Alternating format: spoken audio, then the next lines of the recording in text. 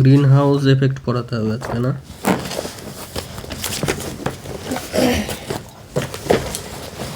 আগের দিন কত পর্যন্ত ছিল?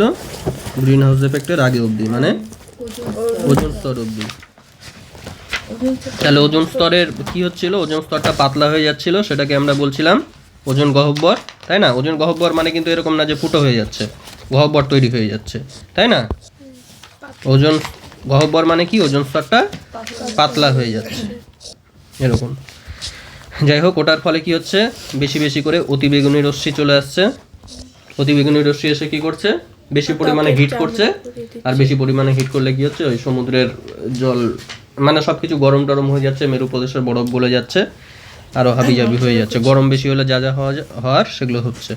তো গ্রিন হাউস এফেক্টটা যেটা, সেটার জন্য অ্যাকচুয়ালি কী হবে? ফাইনালি গরমটা বাড়বে, ঠিক আছে? গরম বাড়ার ফলে ওই আগেও যা যা হচ্ছিল এখনও তাই হবে।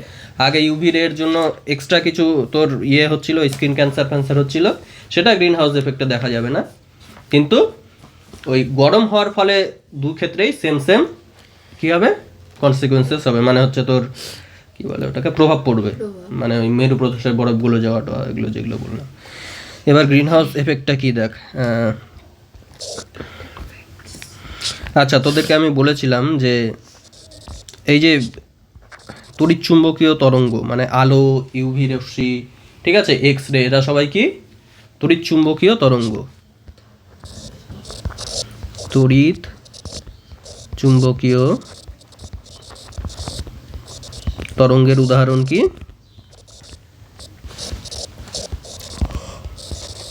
বল কি কি? যেমন ইউভি রে, ইনফ্রারেড রে, তাই না? ইনফ্রারেড মানে অবলোহিত রশ্মি, ঠিক আছে, ইনফ্রারেড রে। তারপরে আর কি বললাম? ভিজিবল রে, মানে যেটাকে আলো বলি আমরা, তাই না?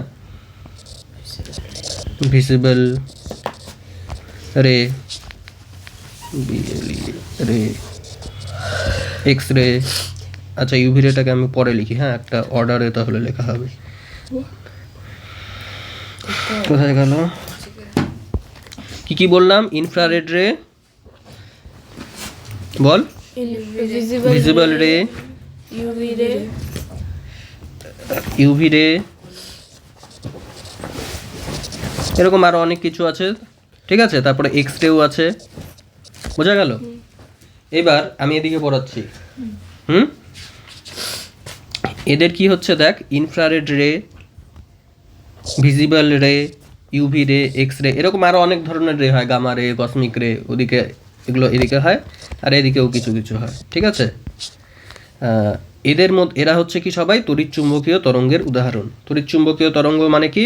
মনে রাখ, এরকম যে দেখিস না, এই তরঙ্গগুলো এরকম টাইপের একটা তরঙ্গ, যেখানে তোর তড়িৎ ক্ষেত্র আর চুম্বক ক্ষেত্র, মানে তোর তড়িৎ মানে তো জানিস কারেন্ট, তাই না? কারেন্টের একটা ব্যাপার থাকে, আর একটা ওই চুম্বক মানেও জানিস চুম্বকের একটা কোনো ব্যাপার থাকে। তড়িৎ ক্ষেত্র, চুম্বক ক্ষেত্র হচ্ছে মানে ওগুলো রিলেটেড বিষয়, ওগুলো এখন তোরা জানিস না।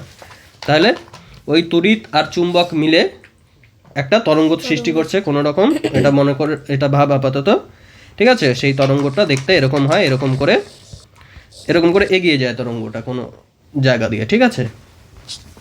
এবার ওই তরঙ্গের কথা বলছি। তরঙ্গের মধ্যে তরঙ্গ দৈর্ঘ্য কাকে বলে বলতো? এই যে এই ছবিটা যে দেখতে পাচ্ছিস, বোঝা গেল? এটা একটা তরঙ্গের ছবি, তাই না?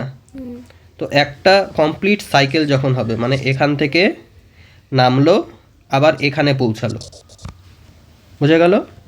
এত দূর, এই পয়েন্টটা আর এই পয়েন্টটা সেম, এও জিরোতে আছে, এও জিরোতে আছে। তুই বলবি এও জিরোতে আছে, কিন্তু এ জিরোতে থাকলে কি হবে? এ তো নিচের দিকে নামতে চাইছে, তাই না? কিন্তু এ উপরের দিকে উঠতে চাইছে।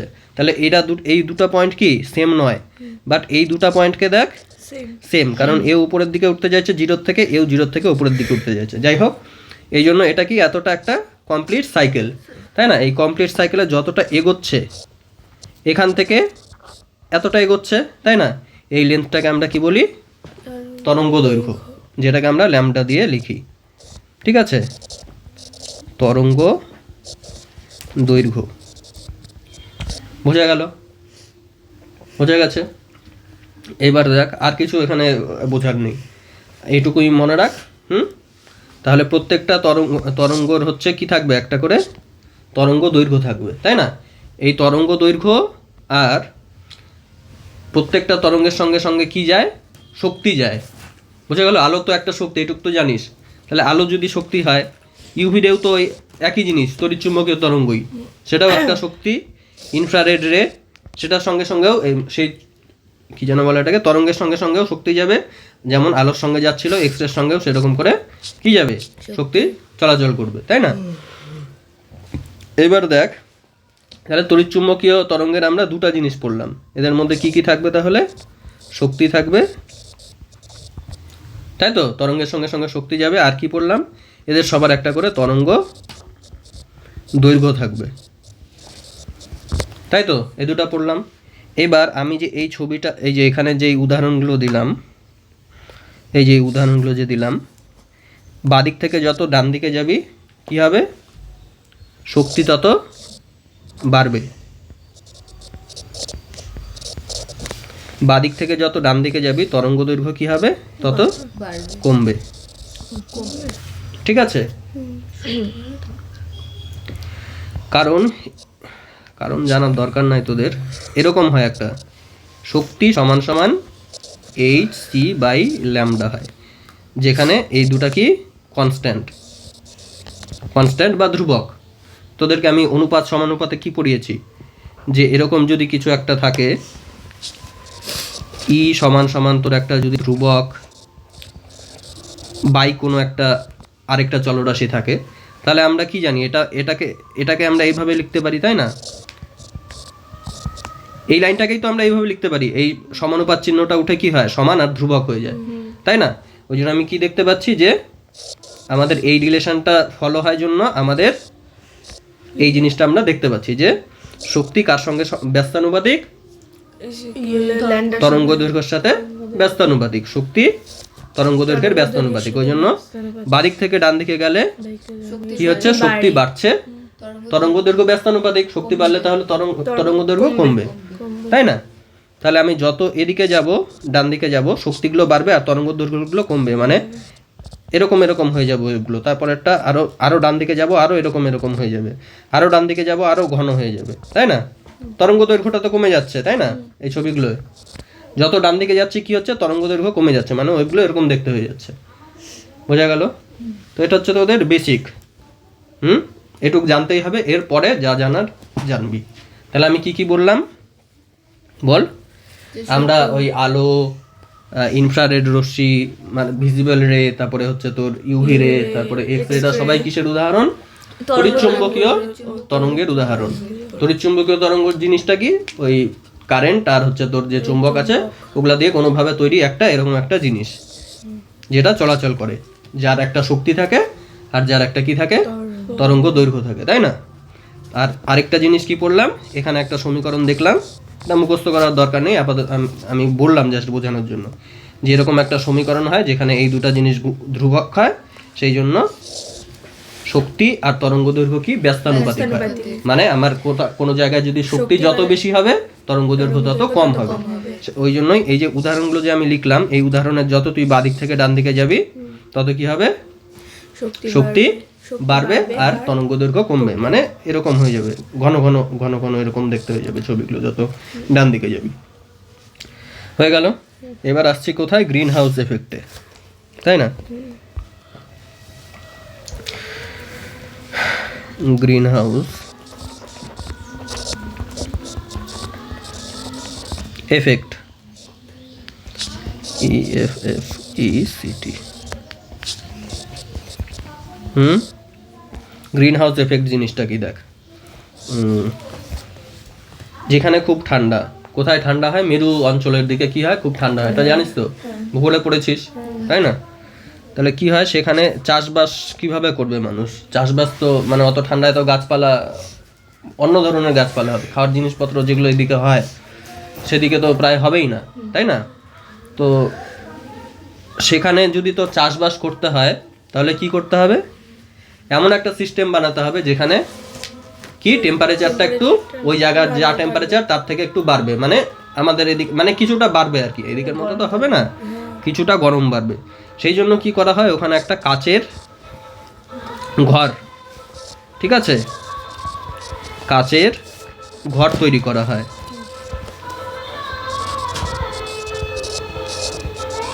বোঝা গেল? কাচের ঘর বানানো হয়। কাচের ঘর বানালে জানিস তো তোরা, কাচের মধ্যে কি জানো, ভেতরে টেম্পারেচারটা বেশি হয়ে যায়, জানি না? ওই সিঙ্গারা টিঙ্গারার দোকানে সিঙ্গারা টিঙ্গারা কাচের বাক্সে রাখে যেন একটু গরম থাকে, এটা জানা আছে। এবার আজকে জানবি যে কেন হয় এটা। এখানে কি হচ্ছে, আলো টালো যা আছে সব ধরনের তড়িৎচুম্বকীয় তরঙ্গ আসছে। যখন আসছে, ঠিক আছে, একটা শক্তি নিয়ে আসছে, একটা শক্তি ছিল, সেই শক্তি নিয়ে এসে এর ভেতরে ঢুকে যাচ্ছে, ঢুকে গেল, তাই তো? তো শক্তি নিয়ে এখানে ঢুকে গেল। এবার ভেতরে জিনিসপত্র যে সে কী করবে, আলোর থেকে, আলোটা মানে তোর যদি রোদ তাপাস তোরা সবাই, তাই না? শীতের দিনে রোদ তাপাস মানে আলোটা তোর শরীরে এসে লাগলে তোর শরীর কিছুটা আলোটা শোষণ করে নিচ্ছে, ওই জন্য কি হচ্ছে, গরম হয়ে যাচ্ছিস, মানে কিছুটা তোর এনার্জি এখানে কি হবে, শক্তি শোষিত হয়ে যাবে, শক্তি শোষণ হবে, তাই না? আর বাকিটা কি হবে, কিছুটা শোষণ হওয়ার পর বাকিটা রিফ্লেক্ট করে আবার চলে যাবে, তাই তো? এই আসলো এখান থেকে এখানে আসলো, কিছুটা শক্তি নিল এদিকে, আর কিছুটা শক্তি এরকম করে ফিরে গেল। তো এই বেশি শক্তি আসছিল আর ফিরে যাওয়ার সময় হালকা শক্তি ফিরে যাচ্ছে, তাই না? বেশি শক্তি মানে তরঙ্গ দৈর্ঘ্য কি, তরঙ্গ দৈর্ঘ্য কম, কম তরঙ্গ দৈর্ঘ্যের আসছিল আর বেশি তরঙ্গ দৈর্ঘ্যের চলে যাচ্ছে, ঠিক আছে? বোঝা গেল? তাহলে কাচের ঘরে কি বেশি কম তরঙ্গ দৈর্ঘ্যের অর্থাৎ বেশি শক্তির আলোক রশ্মি ভিতরে প্রবেশ করলো, আর আর রিফ্লেক্ট হওয়ার সময় কি হচ্ছে, বেশি তরঙ্গ দৈর্ঘ্য বা কম শক্তিযুক্ত তরঙ্গ দৈর্ঘ্য যুক্ত যে রশ্মি ছিল তারা রিফ্লেক্ট হচ্ছে। এবার বেশি শক্তি ছিল জন্য কাচের ভেতরে চলে আসতে পারছিল, কিন্তু এখানে কি, এখন শক্তিটা কমে গেছে, কিছুটা শক্তি তো শোষণ হয়ে গেছে, তাই না? কিছুটা শক্তি ভেতরে শোষণ হয়ে গেছে, রিফ্লেক্ট করার পর যে জিনিসটা ফিরে যাচ্ছে তরঙ্গটা, সেখানে কি শক্তিটা কম হয়ে যাচ্ছে, সেটা আর কাচ ভেদ করে বেরিয়ে যেতে পারছে না। সে আবার কি হচ্ছে, এই কাচের দেওয়ালে ধাক্কা খেয়ে আবার ভেতরেই ঘোরাফেরা করছে, আর ভেতরে যতবার ঘোরাফেরা করবে ততবার শক্তি শোষণ হবে, তাই না? তো এটা ট্র্যাপ হয়ে গেল এটার ভেতরে, আর বেরোতেই পারছে না।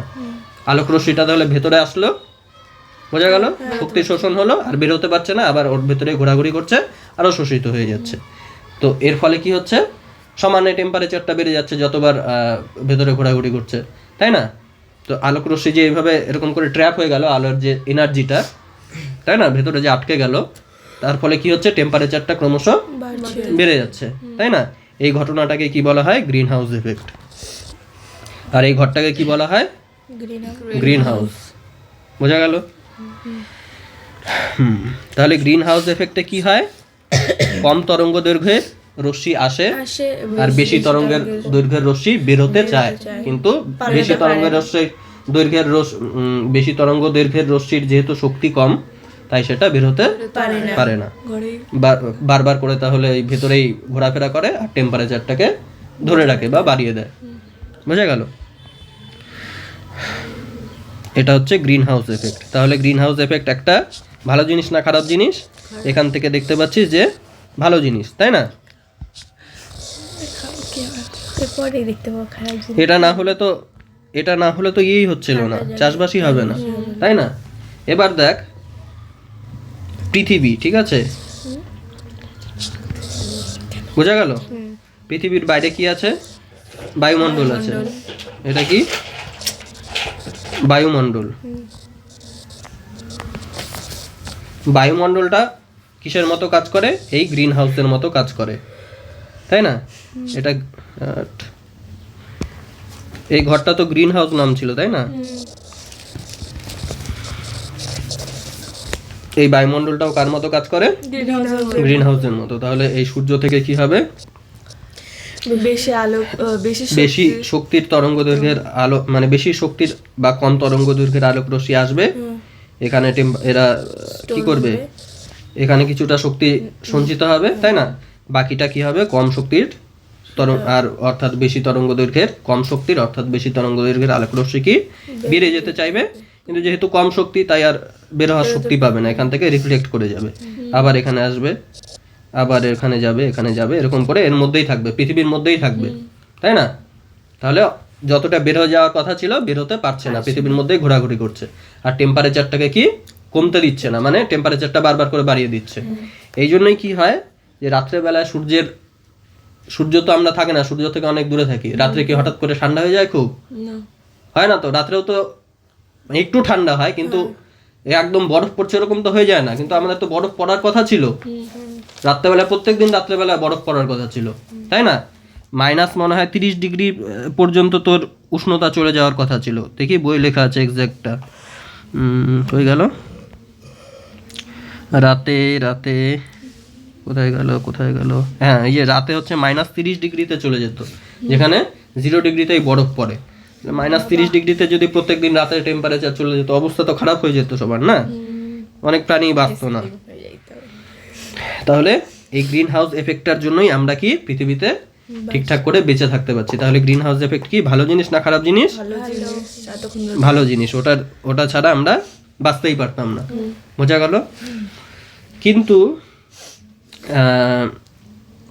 মানুষের কিছু কাজকর্মের ফলে, ঠিক আছে, কি হচ্ছে, মানুষের কিছু কাজকর্মের ফলে, প্রাকৃতিকও আছে কিছু কারণ, কিন্তু বেশিরভাগটাই মানুষের সৃষ্টি। এই যে বায়ুমণ্ডলের যেসব গ্যাসগুলো এই গ্রিন হাউস এর মতো একটা এফেক্ট দিচ্ছিল, ঠিক আছে, যেসব গ্যাসগুলো এরকম কাচের মতো একটা ঘরের যে এফেক্ট হয় সেই জিনিসটা বানাচ্ছিল, তাদেরকে আমরা গ্রিন হাউস গ্যাস বলি। তো মানুষের কাজকর্মের ফলে সেই গ্যাসগুলোর পরিমাণ কি বেড়ে যাচ্ছে। তাহলে মানুষের কাজের ফলে কি হচ্ছে, মানুষের কাজে গ্রিন হাউস যে গ্যাস ছিল, গ্রিন হাউস গ্যাস মানে কোন গ্যাস বুঝলি তো? গ্রিন হাউস গ্যাস মানে যেই গ্যাসগুলো টেম্পারেচার মানে ওই ফিরে যেতে দিচ্ছে না, আলোক রশ্মিগুলোকে ফিরে যেতে দিচ্ছে না, সেগুলোকেই গ্রিন হাউস গ্যাস বলছে। মানে যারা গ্রিন হাউস এফেক্ট দেখাচ্ছে যেসব গ্যাস, তাদেরকেই গ্রিন হাউস গ্যাস বলছে। মানুষের কাজে এগুলো কি হচ্ছে, বৃদ্ধি পাচ্ছে। এগুলো বৃদ্ধি পাচ্ছে জন্য গ্রিন হাউস এফেক্টটা কি হচ্ছে, যেটা ন্যাচারাল ছিল তার থেকে বেশি বেশি করে হচ্ছে, তাই না?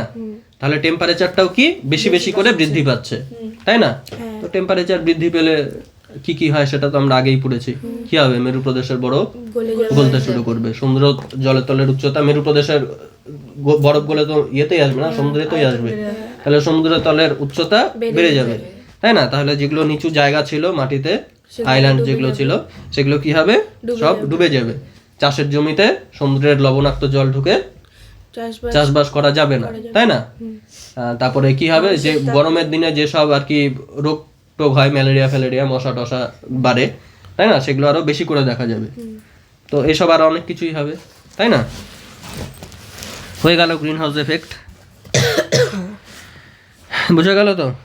এবার তারপরে কি বলেছে এখানে বইয়ে, কি বলেছে এবার দেখ, ঠিক আছে? বিষয়টা বোঝা হয়ে গেল। এখন বইটা একবার পড়ে নিই কি কি বলেছে। কটা বাজে? 26 বেজে গেল এখনই। গ্রিন হাউস এফেক্ট, ঠিক আছে। কি বলেছে, এর সূর্যরশ্মি বায়ুমণ্ডল ভেদ করে ভূপৃষ্ঠে এসে পৌঁছালে ভূপৃষ্ঠ উত্তপ্ত হয়, ঠিক আছে। এরপর ভূপৃষ্ঠ থেকে দীর্ঘতর তরঙ্গ দৈর্ঘ্য বিশিষ্ট যে অবলোহিত রশ্মি, মানে এই রশ্মিটা হচ্ছে, দেখ এখানে আমি কি বলেছিলাম, যত এদিক থেকে এদিকে যাব আমার কি হবে, তরঙ্গ দৈর্ঘ্য কি হবে, শক্তি বাড়বে, তরঙ্গ দৈর্ঘ্য কমবে। তার মানে এদিকে তরঙ্গ দৈর্ঘ্য কি বেশি আর শক্তি কম, তরঙ্গ দৈর্ঘ্য বেশি, এদিকে তরঙ্গ দৈর্ঘ্য কম, তাই না? তাহলে আমাদের ভিজিবল রেড থেকে অবলোহিত রশ্মি বা ইনফ্রারেড রে যেটা আছে, তার তরঙ্গ দৈর্ঘ্য কি বেশি, তাই না? শক্তি কম কিন্তু তরঙ্গ দৈর্ঘ্য বেশি ইনফ্রারেডের। তাহলে ভূপৃষ্ঠে কি আসছে, ভূপৃষ্ঠে আমরা দেখতে পাচ্ছি আলো আসছে, যেই আলো আমরা দেখতে পারি সেই আলো আসছে, কিছুটা শক্তি শোষণ হয়ে গেল। এবার ফিরে যাওয়ার সময় কে যাচ্ছে ফিরে, কম তরঙ্গ কম শক্তির একটা তরঙ্গ ফিরে যাচ্ছে, মানে বেশি তরঙ্গ দৈর্ঘ্যের একটা শক্তি ফিরে, মানে তরঙ্গ ফিরে যাচ্ছে, সেটাকে আছে ভিজিবল রেড থেকে কমে কে আছে, অবলোহিত রশ্মি। ভিজিবল রেড থেকে কম শক্তিযুক্ত রশ্মি মানে অবলোহিত রশ্মি, অর্থাৎ ভিজিবল রেড থেকে বেশি তরঙ্গ দৈর্ঘ্য যুক্ত রশ্মি মানে অবলোহিত রশ্মি, তাই না? তাহলে কি আসছে, আমাদের দৃশ্যমান আলো আসছে, দৃশ্যমান আলোক রশ্মি আসছে, তাই না? আর ফিরে যাওয়ার সময় কে যাচ্ছে, দীর্ঘ তরঙ্গযুক্ত বা কম শক্তিযুক্ত অবলোহিত রশ্মি বা ইনফ্রারেড রে, তাই না? ওই কথাটাই এখানে বলেছে। তাহলে কি ভূপৃষ্ঠ উত্তপ্ত করার পর দীর্ঘ তরঙ্গ বিশিষ্ট বা কম শক্তিযুক্ত রশ্মিটা ফিরে যাচ্ছে, সেটা হচ্ছে অবলোহিত রশ্মি এখানে বলেছে, তাই না? তো এবার এটা কি মহাশূন্যে ফিরে যেতে পারে না। কেন পারে না? কারণ বায়ুমণ্ডলে উপস্থিত কয়েকটি গ্যাসীয় পদার্থ, যেমন carbon die oxide, methane, CH4 মানে মিথেন, তারপরে কি বলেছে N2 মানে কি জানো, আগের দিন বললাম নাইট্রিক, তাই না? নাইট্রিকই তো, নাইট্রাস, N2 হচ্ছে নাইট্রাস অক্সাইড, তারপরে জলীয় বাষ্প। এরা কি করে? এরাই ওই কাচের ঘরটার মতো একটা আবরণ সৃষ্টি করে, ঠিক আছে? যার জন্য কি হয়, ওই রশ্মির কিছু অংশ নিজেরা শোষণ করে নেয় এবং বাকি অংশ কি হয়, ভূপৃষ্ঠে প্রতিফলিত করে দেয়। মানে এখান থেকে তোর কি আসলো, দৃশ্যমান আলো আসলো, এখান থেকে দীর্ঘ তরঙ্গযুক্ত কি হচ্ছে, এটা ইনফ্রারেড রে বা IR এরকম ফিরে গেল, এখানে গিয়ে এখানে দেখলো এই গ্যাসগুলো আছে, এই গ্যাসগুলো কি করলো, কিছুটা শোষণ করে নিয়ে আবার কিছুটা পৃথিবীতে ফিরিয়ে দিল, তাই না? তাহলে এটা এই রশ্মিটা কি হয়ে গেল, ট্র্যাপ হয়ে গেল পৃথিবীর মধ্যে, আর বের হতে পারছে না বায়ুমণ্ডলের থেকে। হ্যাঁ, ভূপৃষ্ঠে ফিরিয়ে দেয়। এর ফলে কি হয়, ভূপৃষ্ঠ ও তৎসংলগ্ন বায়ুমণ্ডল উত্তপ্ত থাকে, ঠিক আছে? জীবকুলের বেঁচে থাকার অনুকূল পরিবেশ সৃষ্টি হয়, যেগুলো একটু আগেই বললাম, না হলে রাত্রেবেলায় খুব ঠান্ডা পড়ে যেত। এই ঘটনাকেই কি বলা হয়, এই প্রক্রিয়াকেই গ্রিন হাউস প্রভাব বা গ্রিন হাউস এফেক্ট বলা হয়, তাই না? এই যে প্রাকৃতিক প্রক্রিয়া, একেই গ্রিন হাউস এফেক্ট বলা হয়। বোঝা গেল? এবার গ্রিন হাউস গ্যাস কী কী আছে সেই সবের কথা বলেছে। বল কী কী আছে, একটু আগেই দেখলাম। যারা গ্রিন হাউস এফেক্ট দেখায় তাদেরকে গ্রিন হাউস গ্যাস বলে, তাই না? তাদের মধ্যে কে কে আছে? কার্বন ডাই অক্সাইড, এর অবদান সবচেয়ে বেশি, পাওয়ার সবচেয়ে বেশি না কিন্তু অবদান সবচেয়ে বেশি, কারণ কার্বন ডাই অক্সাইড বেশি পরিমাণে আছে। তারপরে মিথেনও আছে, ক্লোরোফ্লুরোকার্বন আছে, নাইট্রাস অক্সাইড আছে, জলীয় বাষ্প আছে, তাই না? এবার দেখ লিখেছে গ্রিন হাউস প্রভাব সৃষ্টিতে কার্বন ডাই অক্সাইডের অবদান সব থেকে বেশি, মানে তোর 50% প্রায়, মানে যা টোটাল যা গ্রিন হাউস এফেক্ট দেখায় যারা তাদের মধ্যে সব থেকে বেশি কার জন্য গ্রিন হাউস এফেক্ট হয়, কার্বন ডাই অক্সাইডের জন্য, অর্ধেকটা ওর একার জন্যই হচ্ছে, ঠিক আছে? এই গ্যাসটির কারণ এই গ্যাসটির পরিমাণ সর্বাধিক, আপেক্ষিক পরিমাণটা কি সর্বাধিক, ওটা বেশি পরিমাণে আছে জন্য ও টোটালের ওপর বেশি পরিমাণ এফেক্টটা দেখায়।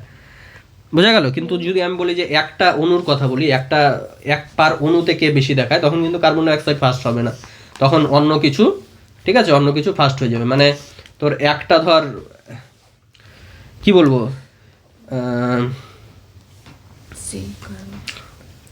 একটা ছেলে একটা কাজ করতে পারে এক্স দিনে, একটা মেয়ে একটা কাজ করতে পারে এক্স প্লাস ধর 10 দিনে, তাহলে তোর কি হয়ে যাচ্ছে, একটা মেয়ে বেশি কাজ করতে পারছে জেনারেলি, তাই না?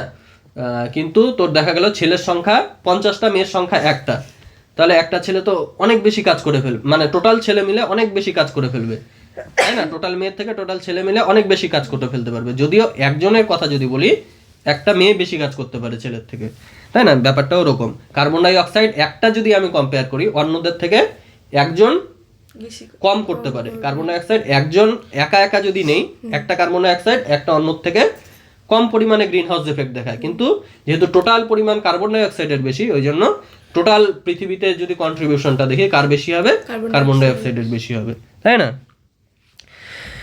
সেটাই বলেছে এখানে। এবার কি বলেছে, এছাড়া মিথেন, CFC, ওজোন গ্যাসও কিন্তু দেখায় গ্রিন হাউস এফেক্ট, তাই না? তারপর কি বলেছে, নাইট্রাস অক্সাইড, জলীয় বাষ্প, এগুলোও গ্রিন হাউস প্রভাব সৃষ্টিতে যে অবদান রাখে তাদের পরিমাণ যথাক্রমে কত, 19%, 16%, 8%, 5%, 2%। কার্বন ডাই অক্সাইডেরটা অবশ্যই মুখস্থ করবি, আর এগুলো মুখস্থ করতে পারলে আরও ভালো। বোঝা গেল? আর ইয়েটা কিন্তু মনেই রাখবে, এই পার্সেন্টেজগুলো মনে থাক আর না থাক, এদিকে দেখ পার্সেন্টেজটা মনে থাক আর না থাক, কিন্তু ক্রমটা মনে রাখবি যে সবচেয়ে বেশি কে, কার্বন ডাই অক্সাইড, তারপরে কে, মিথেন, তারপরে CFC, তারপরে ওজোন, তারপরে নাইট্রাস অক্সাইড, আর লাস্টে কি, জলীয় বাষ্প। সবচেয়ে বেশি তাহলে কে, কার্বন ডাই অক্সাইড, সবচেয়ে কম কে, জলীয় বাষ্প, আর সেকেন্ডে কে ছিল, মিথেন, ঠিক আছে? এই তিনটা সবচেয়ে বেশি ইম্পর্টেন্ট, জলীয় বাষ্প, মিথেন আর কার্বন ডাই অক্সাইড, আর এই তিনটাও মুখস্থ করে নিবি।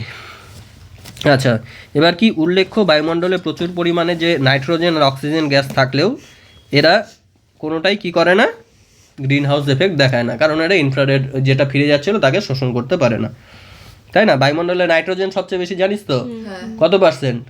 ওই তো 80%। আচ্ছা 80-র কাছাকাছি। আর হচ্ছে অক্সিজেন কত পার্সেন্ট? 20-র কাছাকাছি, তাই না? হ্যাঁ, কোথায় গেল?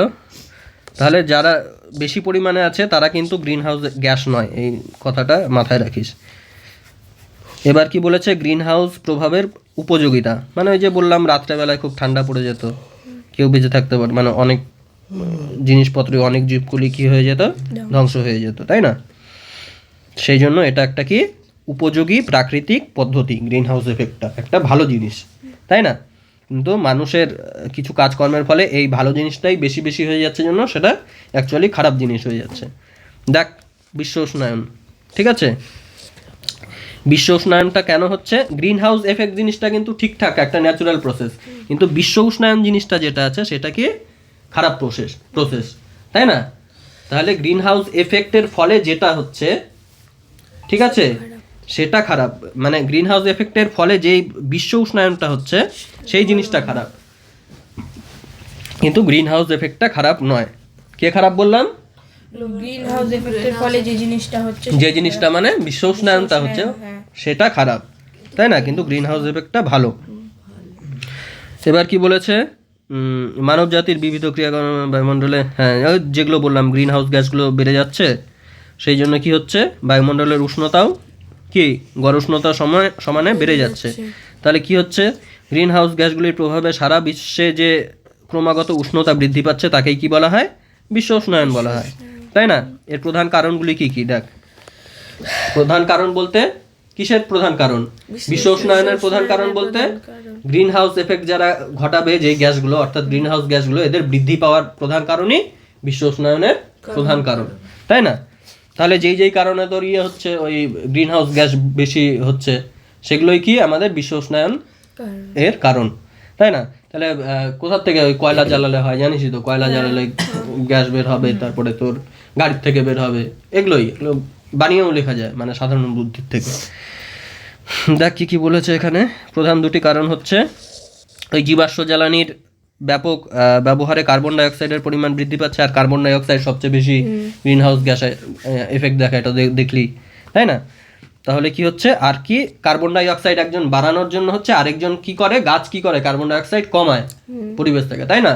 তো আমরা গাছকেই কেটে ফেলছি, তাহলে একদিকে বাড়ানোর জিনিসটা আমরা বাড়াচ্ছি আর কমানোর জিনিসটা আমরা কমিয়ে দিচ্ছি, সেটার জন্য ওভারঅল কি প্রচণ্ড হারে বেড়ে যাচ্ছে, তাই না?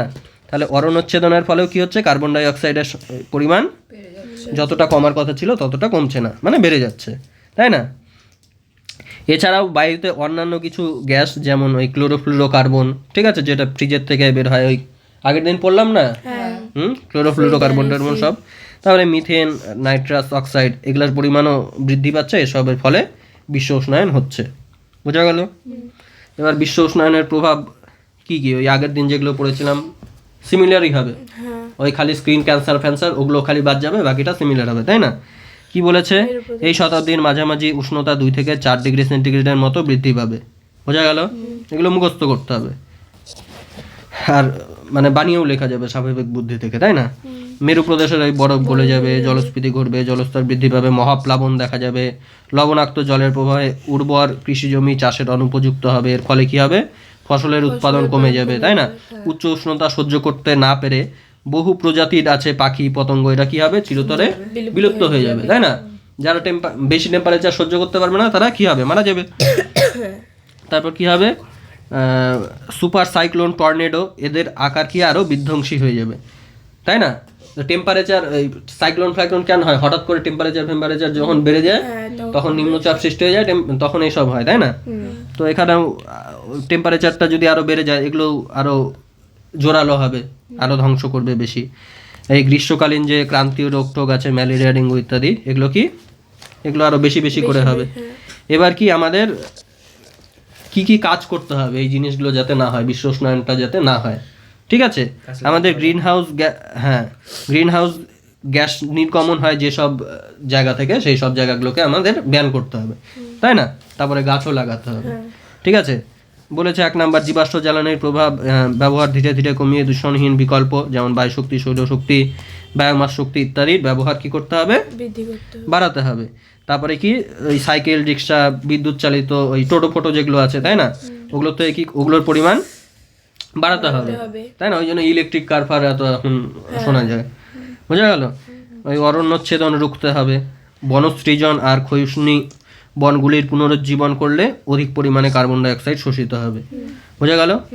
আর কি করতে হবে? সিএফসি এর পরিমাণ ব্যবহার কি করতে হবে? ধীরে ধীরে কমাতে হবে। বোঝা গেল? 38 বেজে গেছে, তাহলে কি এইটুকুই থাকবে? হ্যাঁ হ্যাঁ থাক। আর একদিনে শেষ হয়ে যাবে এই অধ্যায়টা। কালকে শেষ হয়ে যাবে এটা। কালকে করবেন আবার এটা? হ্যাঁ, দুদিন অঙ্ক। আর অঙ্ক পরীক্ষা থাকবে 1.2 পর্যন্ত না স্যার? 1.2 অবধি। তোর বইটা